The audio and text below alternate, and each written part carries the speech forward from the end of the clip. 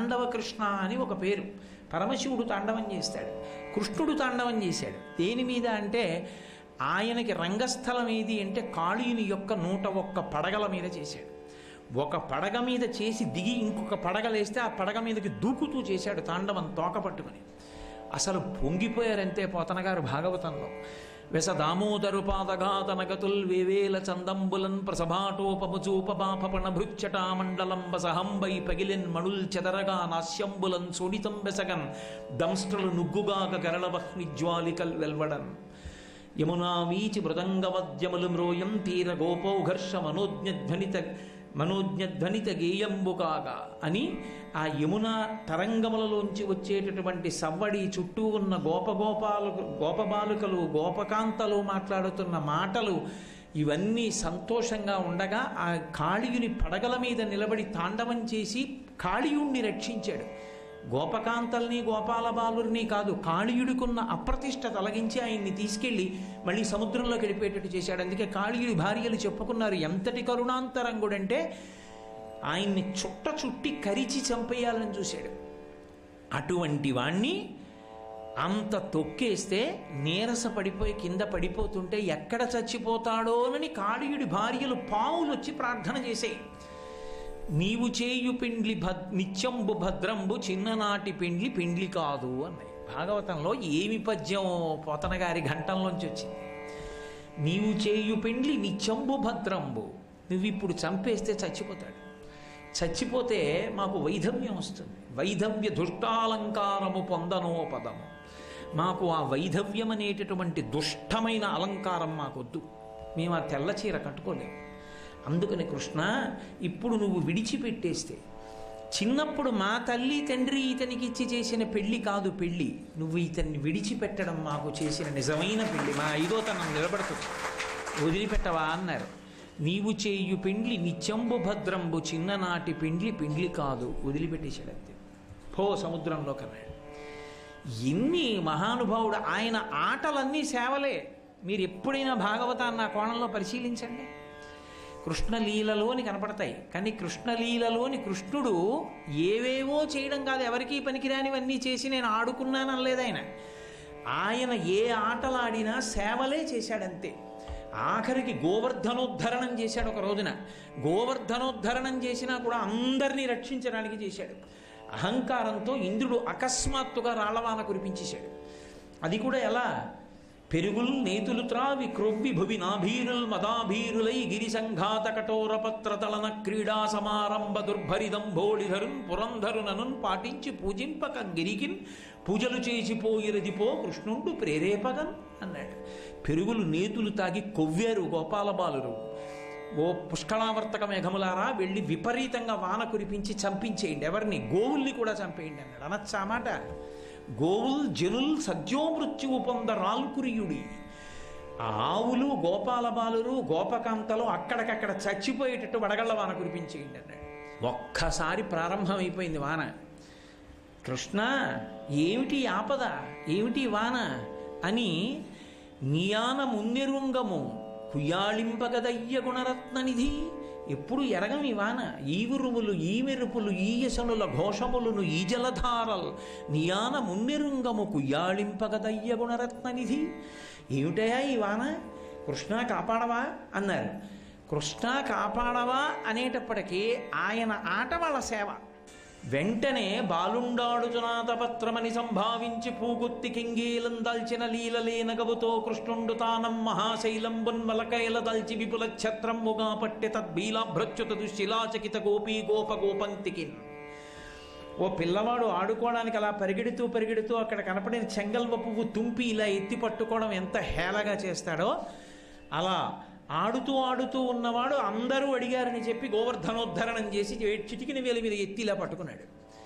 ఎంత సేవ అంటే అసలు గోవర్ధనోద్ధరణంలో ఆయన చేసినటువంటి సేవ అద్వితీయం. భయపడిన పెద్దవాళ్ళు బయట నిలబడిపోతే పిల్లాడు కొండ వదిలిస్తే చచ్చిపోతాం, బయట ఉంటే వడగళ్ళు పడతాయని బయట నించున్నారు. బాలుండీతడు కొండదొడ్డది మహాభారంబు సైరింపగా జాలండోజని దీని కింద నిలువంచింతింపగా బోలది శైలాంబో నిధి జంతు సంయుత ధరాచక్రంబు పైబడ్డ నాకేలల్లాడదు బంధులార నిలుడీ క్రిందన్ ప్రమోదంబునన్. ఓ బంధువులారా అని పిలిచాడు నమ్మని వాళ్ళని. అది ఆయన ఔదార్యం. ఎవరు నమ్మలేదో వాళ్ళందరినీ బంధువులారా అని పిలిచాడు. మీరు బెంగ పెట్టుకున్నారా? ఈ కొండ వదిలేస్తాననుకుంటున్నారా? మీకు ఆపద వస్తుంది అనుకుంటున్నారా? నన్ను నమ్మండి, కొండ వదలను. సమస్త బ్రహ్మాండములు ఈ కొండ మీద పడిపోయినా కొండ నిలబడుతుంది. లోపలికి రెండని నమ్మని వాళ్ళని పిలిచాడు. అలా పిలవడంలో, వాళ్ళని ఒప్పించడంలో, వాళ్ళని రక్షించడంలో ఆయనకి సంతోషం ఉంది. ఇది సనాతన ధర్మం. సనాతన ధర్మం అంటే ఏమిటంటే, వినోదము అన్న మాటలో ఏముంటుంది అంటే, ఇతరుల సేవయే వినోదము. అది కానినాడు మీరు ఏది తీసుకోండి మీకు బరువు అవుతుంది కొన్నాళ్ళకి. నేను ఇంత చస్తున్నానండి, ఇంత కష్టపడుతున్నానండి అని మొదలెడతాడు. ఇక అలా అనగానే అది బరువు అయి కూర్చుంటుంది. అది చెయ్యడం సంతోషం ఎప్పుడవుతుందో తెలుసా? కృష్ణ పరమాత్మని ఆదర్శంగా తీసుకున్నాడు. ఆయన చేసిన దానితో నువ్వేపాటి చేస్తున్నావు, నీవు చేయగలిగిన ఉపకారం నువ్వు చేస్తున్నావు. ఆ చెయ్యడం నీకు సంతోషమైతే, 2 గంటల ఉపన్యాసం చెప్పి లోపలికి వెళ్ళిపోయి విప్పుతుంటే బనీని చెమటతో తడిచిపోతే, ఈశ్వరా ఇవాళ మీ స్తోత్రంలో బనీని తడిచిపోయింది, చాలు నా బతుక్కి అనుకుంటే నువ్వు ఇంకోసారి ఉపన్యాసం చెప్తావు. చచ్చిపోతున్నాడు ఈ ఉపన్యాసాలతో అంటే అనవసరం, ఇక చెప్పలేవు నువ్వు ఉపన్యాసం. ఎక్కడ ఉంటుందంటే ఆ ఉత్సాహంలో ఉంటుంది, ఆ సేవ చేయడంలోని మాధుర్యం అనుభవించడంలో ఉంటుంది. అది లోకానికి నేర్పినవాడు కృష్ణ భగవానుడు. అందుకే దశావతారాల్లో పరిపూర్ణావతారం అవ్వడానికి అదొక కారణం. నేర్పాడు జనావళికి అందరికీ, మీకు వినోదము, మీకు సంతోషము అన్నది సేవ ద్వారా అనుభవించండి అని. ఎవరికి? ఆయనకి ఉపకారం చేసిన వాళ్ళకి కాదు. ఆయనకి ఉపకారం చేస్తే ప్రత్యుపకారంగా కాదు ఆయన చేసింది. ఎవరూ తనకి ఏ ఉపకారం చేయకపోయినా ప్రత్యుపకారంగా కాదు, ఉపకారంగానే చేసేశాడంతే. అందుకే ఉపకారికి ఉపకారము విపరీతము కాదు చేయ వివరింపంగా, అపకారికి నుపకారము నెపమన్నక చేయువాడి నెర్పరి సుమతి. ఉపకారం చేసిన వాడికి ఉపకారం చేయడం పెద్ద గొప్ప విశేషం కాదు, అపకారం చేసిన వాడికి ఉపకారం చేయడం చాలా గొప్ప విశేషం. అది రామచంద్రమూర్తికి అన్వయమైంది. ఉపకారం చేసిన వాడికి ఉపకారం చేయడం పెద్ద గొప్ప విశేషం కాదు, అపకారం చేసిన వాడికి ఉపకారం చేయడం చాలా గొప్ప విశేషం. అది రామచంద్రమూర్తికి అన్వయమైంది. తన భార్యని తీసుకెళ్లి అంత ఇబ్బంది పెట్టిన వాడి శరీరం పడిపోతే విభీషణుడు నేను అంత్యేష్టి సంస్కారం చేయను, ధూర్తుడు దుర్మార్గుడంటే, జన్మాంతాని వైరాణి, శరీరం పడిపోయిన తర్వాత ఇంకా వైరం లేదు, వెళ్ళి నువ్వు చేస్తావా, నువ్వు నా స్నేహితుడివి కనుక, నీ అన్న నా అన్నతో సమానం కనుక నన్ను చెయ్యమంటావా తమ్ముళ్ళ అన్నాడు. ఎవరు అనగలరు? అది రామచంద్ర ప్రభు అంటే కర్తవ్యత నిష్ఠ, ఎక్కడి ధర్మం అక్కడే. అలా ధర్మం పట్టుకున్నవాడెవడో వాడు శాంతిగా ఉంటాడు, ఇతరులను శాంతిగా ఉంచుతాడు. అందుకే కృష్ణ భగవానుడు ఇచ్చిన సందేశం, పరోపకారం చెయ్యడంలో సంతోషాన్ని పొందడం కొన్ని కోట్ల జన్మలుగా మనసుకు పట్టినటువంటి మాలిన్యం వదిలిపోతుంది. కనీసం రోజుకి ఏదో ఒక్క చిన్న విషయంలో ఒక్కరికైనా ఉపకారం చేసిన జన్మ ఏదో అది జన్మ తప్ప, అసలు ఏ ఉపకారం ఎవరికి ఒక్కరోజు చెయ్యనటువంటి జన్మ ఏం జన్మది? ఎందుకు ఇంకా మనుష్య ఉపాధి? కాబట్టి ఇక పరోపకారం విషయం చెప్పేదేముంది? అసలు సనాతన ధర్మంలో చాలా ఘనంగా ఆవిష్కరించేది ఏది అంటే ప్రత్యుపకారమే. ప్రత్యుపకారం 5 యజ్ఞముల కింద విధించింది వేదం. అందుకు వేదోపబ్రహ్మణం కాబట్టి రామాయణంలో మైనాకుడు రెక్కలు పోయినా సరే పైకి రావడానికి కారణం అది. పంచయజ్ఞములు అని ప్రతి వాళ్ళు చెయ్యాలి. ఆ 5 యజ్ఞముల నుండి ఎవ్వరికీ మినహాయింపు లేదు. అందులో మొట్టమొదటిది బ్రహ్మయజ్ఞము, రెండవది దేవయజ్ఞము, మూడవది పితృయజ్ఞము, నాలుగవది మనుష్య యజ్ఞము, 5వది భూతయజ్ఞము. ఈ 5 యజ్ఞములు ప్రతిరోజు ప్రతివారు చేయవలసింది.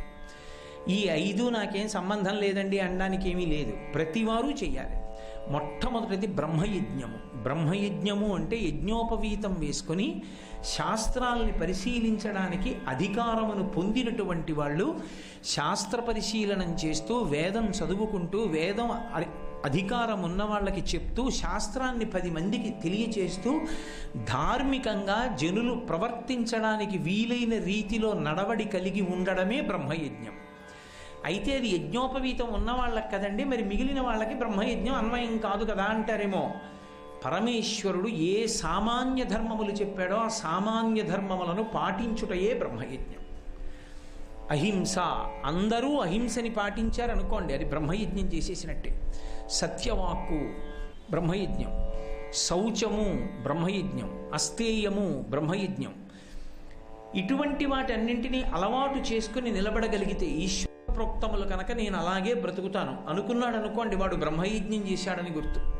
రెండవది దేవయజ్ఞం. బ్రహ్మయజ్ఞం చేసేటప్పుడు నాకు అసలు వేదాలు ఏ ఉపకారం చేశాయని నేను ప్రత్యుపకారం చేయాలండి, నేను ఇందుకు అలా వినాలండి అని ఉండదు. అసలు పరమేశ్వరుడు ఇవ్వని నాడు ఈ మాట అనడానికి నీకు శరీరం లేదు. సప్త ధాతువులతో ఇంత అందమైన నిర్మాణం చేసినవాడు పరమేశ్వరుడే. చర్మము, రక్తము, కొవ్వు, అస్థి, శుక్ల, మేధ అనబడేటటువంటి పదార్థములతో కూడినటువంటి ఈ శరీరాన్ని చర్మంతో కప్పి ఇంత అందంగా తయారు చేసి ఎవరూ భయపడకుండా దాన్ని అట్టిపెట్టాడు. ఆయన ఎంతటి మహాశాసకుడంటే, ఆయన శాసనం అయితే తప్ప 9 రంధ్రములు ఉన్నటువంటి తోలు తిత్తిలోంచి 10 వాయువులలో ఒక్క వాయువు కూడా బయటికి వెళ్ళకూడదు. ఒక బుడగ ఉందనుకోండి, ఆ బుడగని మీరు చిన్న సూదితో ఇలా పొడిస్తే పట్మని పేలిపోతుంది, లోపల ఉన్న గాలి అంతా బయటికి రావడానికి.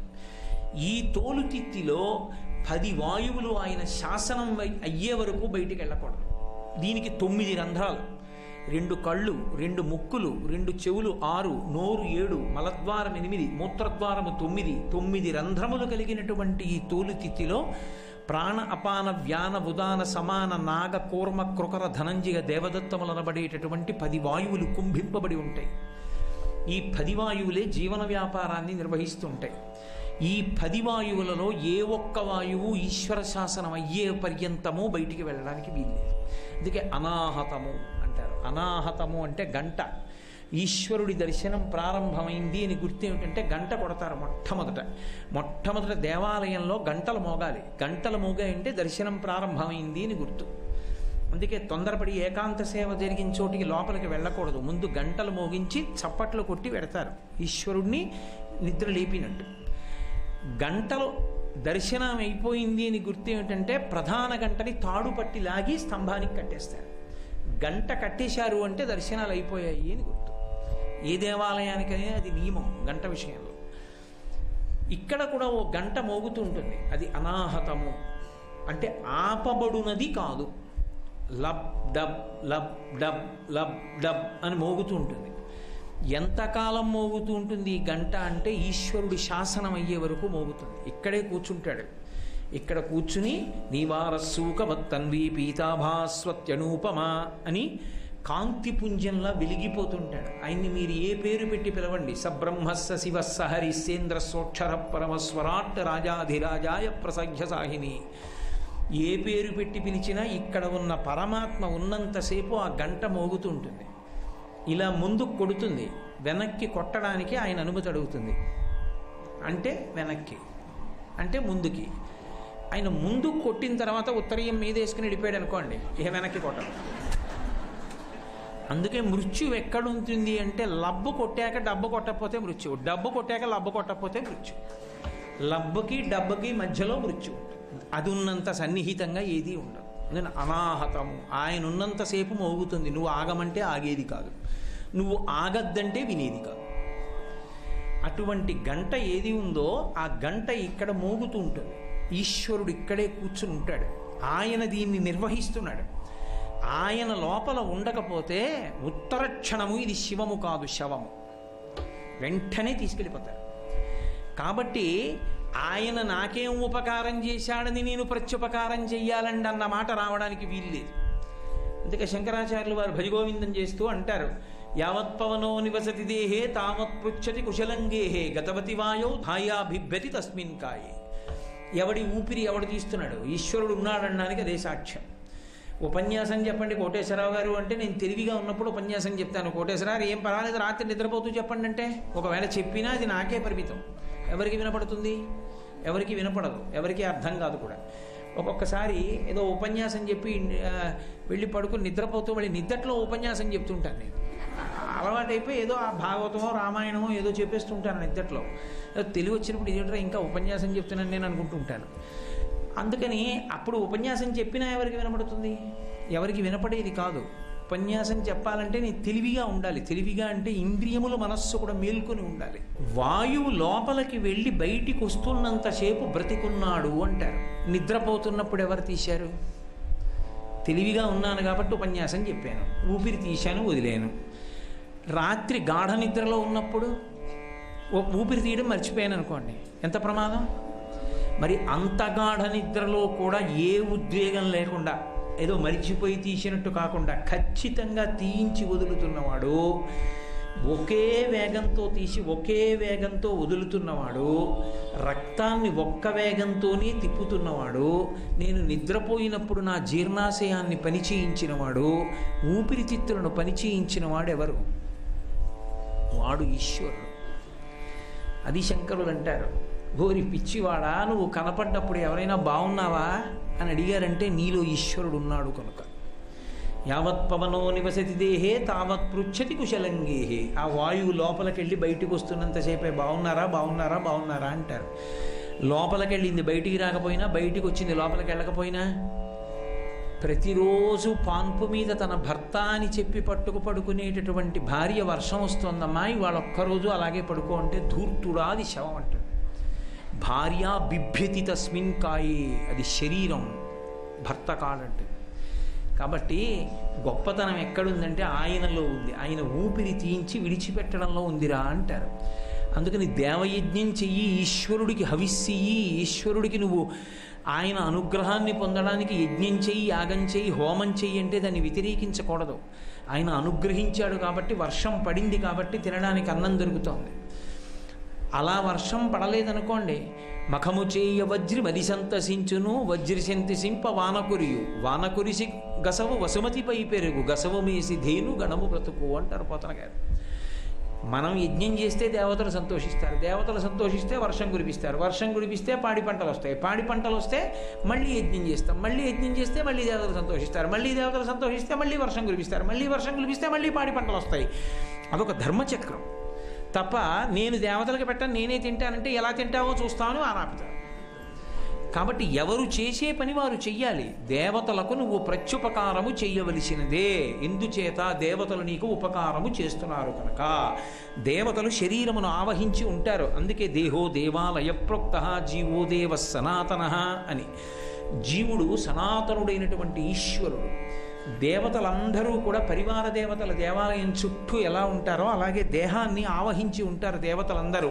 వాక్కునందు అగ్నిహోత్రం ఉంటుంది, కన్నుల యందు సూర్యుడు ఉంటాడు, మనస్సు యందు చంద్రుడు ఉంటాడు, పాణి యందు ఇంద్రుడు ఉంటాడు, ఒక్కొక్క అవయం మీద ఒక్కొక్కళ్ళు ఉంటారు. 2 పాదముల యందు కూడా దేవతలు అధివసించి ఉంటారు. అందుకే పాదం మీద పాదం వేసి తొక్కి తోముకుంటే ఏమిరా బుద్ధి నీకు శాస్త్రం తెలీదా అని అడుగుతారు. అందుకే పెద్దలు కాళ్ళు కడుక్కుంటే కుడి చేత్తో నీళ్లు పోసుకుంటూ ఎడం చేత్తో కాళ్ళు కడుక్కుంటారు తప్ప కాలు మీద కాలేసి తొక్కరు.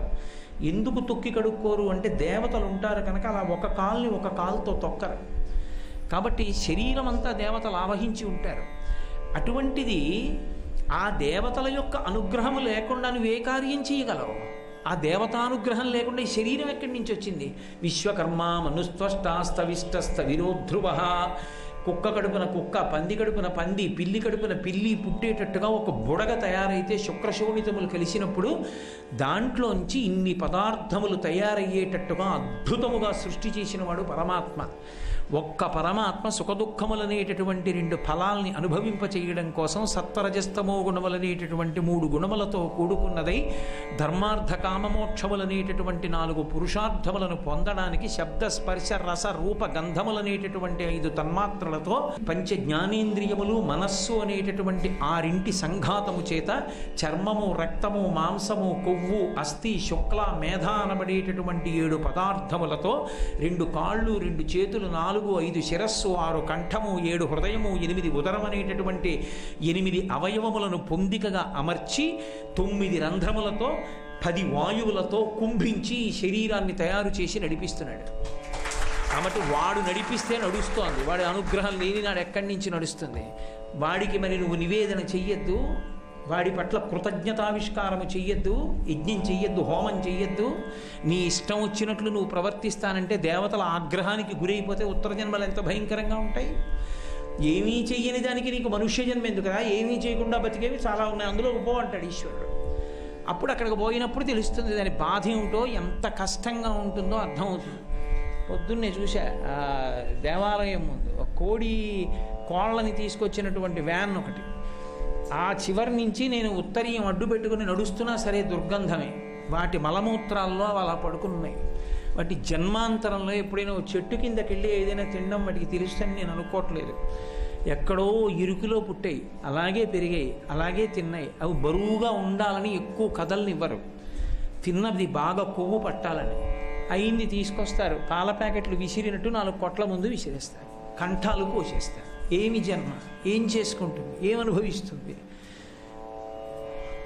ఆగ్రహ బుద్ధితో, కృతజ్ఞతతో దేవతలకి ప్రత్యుపకారము చేయనన్నవాడు, దేవతలకి నివేదన చేయనన్నవాడు, యజ్ఞయాగాదులను నిరసిస్తానన్నవాడు ఆ జన్మలోకి వెళ్ళాక తెలుస్తుంది బాధ ఏంటో. మనం అనుకుంటే అయిపోదు. ఈ శరీరం మనం కొనుక్కున్నది కాదు, మనం తెచ్చుకున్నది కాదు, తల్లిదండ్రులు కూడా ఇచ్చింది కాదు. ఈశ్వరుడి యొక్క అపూర్వమైనటువంటి నిర్మాణం. అమ్మ కడుపులో అలా పడిపోయి ఉండిపోతే, కటిక చీకట్లో పెరిగిపోతుంటే, మలమూత్రములు విసర్జించేస్తుంటే, ఇంకా బయటికి వెళ్ళకపోతే చోటు లేదని ఏడుస్తుంటే, నవమాసంబులు తల్లి గర్భమున నానారోతలంచెక్కి నాకు అవకాశం విసుమంతలేకపడితి నా కష్టముల్ భీతితో నివసింపన్ పని తీర్చి కావుమిక నన్నీ సత్కృపన్ శంకరా అని ప్రార్థన చేస్తే మహానుభావుడు ప్రసూతి వాయువై బయటికి తోసేశాడు. అందువల్ల బయటికి వచ్చింది శరీరం. అందుకని దేవతలకి ప్రత్యుపకారం చెయ్యనంటే ఎలా కుదురుతుంది? అందుకని దేవయజ్ఞము చెయ్యవలసింది. అందుకే శంకర భగవత్పాదాచార్య స్వామి వారు నువ్వు పూజ చెయ్యడానికి అభ్యంతరాలు చెప్తావేమో అని చెప్పి ఆయన పంచాయతన పూజని మళ్ళీ వేదంలోంచి తీసుకొచ్చి అందించారు. పంచాయతనము అని అందరూ చేయవలసిందే. మా ఇంట్లో పూజామందిరం పెట్టుకోవడానికి చోటు లేదండి, ఇంకో గది లేదండి అనడానికి వీలు లేదు. నీ దగ్గర ఇంత కొయ్య పెట్టుంటే చాలు, పూజ చేసేయచ్చు. మనసు ఉండాలి. కానీ సర్వం శ్రీ ఉమామహేశ్వర పరబ్రహ్మార్పణమస్తు. స్వస్తి.